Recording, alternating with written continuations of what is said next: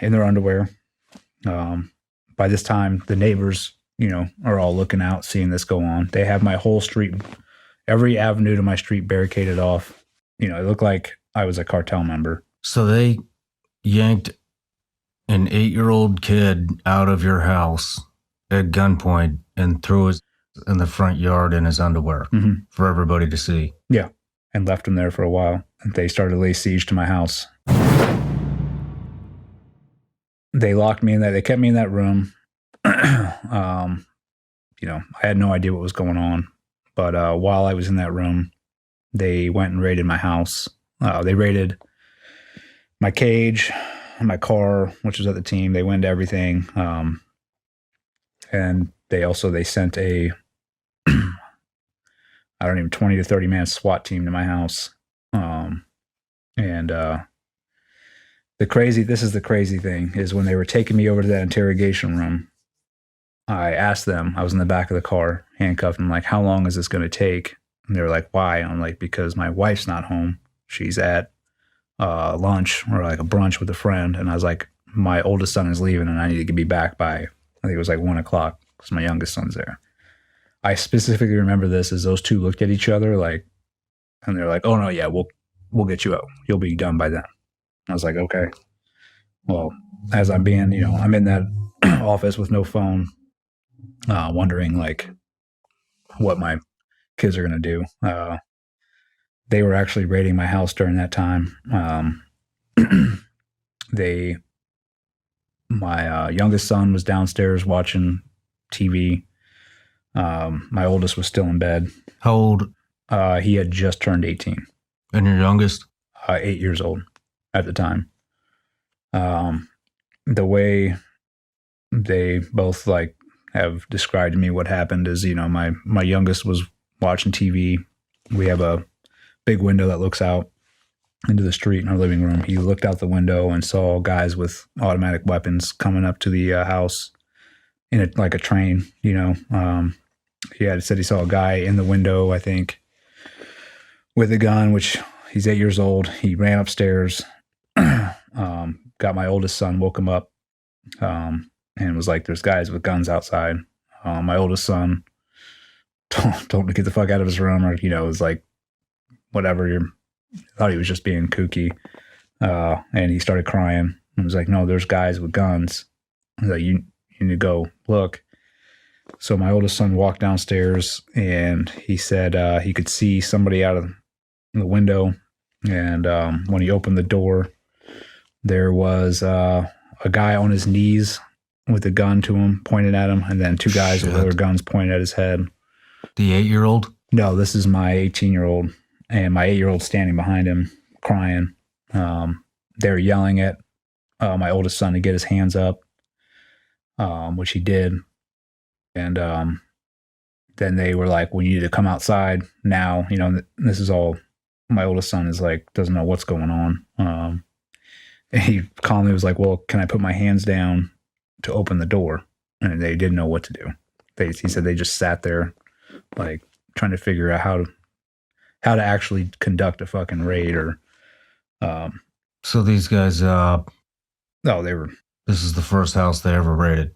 Yeah. And the crazy part is these are all NCIS agents. They had an FBI agent somewhere in the mix, because they would not be able to conduct that raid without an adult there present. So that's what they used. Like, they had an FBI guy there, like, being like, oh, I'm overseeing this. But that goes to show you anything. These guys can't even conduct raids without an adult present, so they don't do anything stupid. They ended up pulling my kids out in the middle of the street in their underwear. By this time, the neighbors, are all looking out, seeing this go on. They have my whole street, every avenue to my street barricaded off. It looked like I was a cartel member. So they yanked an 8-year-old kid out of your house at gunpoint and threw his ass in the front yard in his underwear for everybody to see. Yeah. And left him there for a while. And they started to lay siege to my house. Now, my wife is Andrea. She's down the street, probably like 2 miles at a breakfast place having brunch with a friend. She gets a phone call from my daughter, who my daughter was in Ohio at the time, with her biological dad. And so one of the neighbors had called my daughter, a girl that was our neighbor, and was like, your brothers are outside with guns pointed at their heads in their underwear. Like, and there's people all over the streets with guns. Holy shit. So my daughter was like, calls my wife, and she's like, I just got a call from so-and-so, and this is what's going on. And, you know, all this is probably like crazy. And they're just like, what? And so my wife gets up, and she's like, I got to go. Races home. And she said that she tried to pull up in our neighborhood and everything was blocked off. She somehow got a call from one of the NCIS agents, and she was like, I'm coming home. And they opened it up and let her through. She parked, and then they immediately started interrogating my wife. They brought her into a van, I think, and just started asking her all sorts of questions, you know. And you had no idea this shit was going on? No idea that any of this was going on. I think it was my youngest son asked one of the NCIS agents why they were there. And they pretty much said, your dad's a murderer, or he's being like, told the kids that I'm being like charged with murders, pretty much telling my kids I'm a murderer, which is insane to me. Why you would tell somebody's kids that when you don't have anything, you know, at that point. And then, you know, my wife pretty much told him to screw off in some form or fashion, and was just like, I have nothing to say to you. And then she went in and watched them pretty much take everything out of my house. You know, took all my kids' electronic equipment, took anything they could. Damn. They found, going through my garage, just like any other team guy's garage, I have all my kit bags and shit in there. So they were pulling out, magazines that are high capacity magazines for California, and pretty much being like, oh, got them on this. I had this is actually pretty funny. I had a dummy grenade, or the blue body, in one of my kit bags. Yeah. They called EOD and said I had a live grenade in my house. So EOD, I guess, rolls up to my house, and come to find out it's literally a dummy grenade. And they were like, this is, just to give you an idea how incompetent these fucking guys are. The best thing I think I heard my wife say is when they were, they'd been there for hours, and she's just like watching them go through all of our shit and take it. And she told me, she's like, they all look like it was just a bunch of beta male, like, dudes, like, just, you could tell, like, these fucking guys have no idea what they're doing. And one of them came up to her, and I don't know if he put his hand on her shoulder or, like, did something. It was like, this must be really hard for you. What's going on right now? And I guess she told me, she looked at him, and she's like, you have no fucking clue what we go through in this community. She's like, you think this is fucking hard? She's like, you're out of your mind.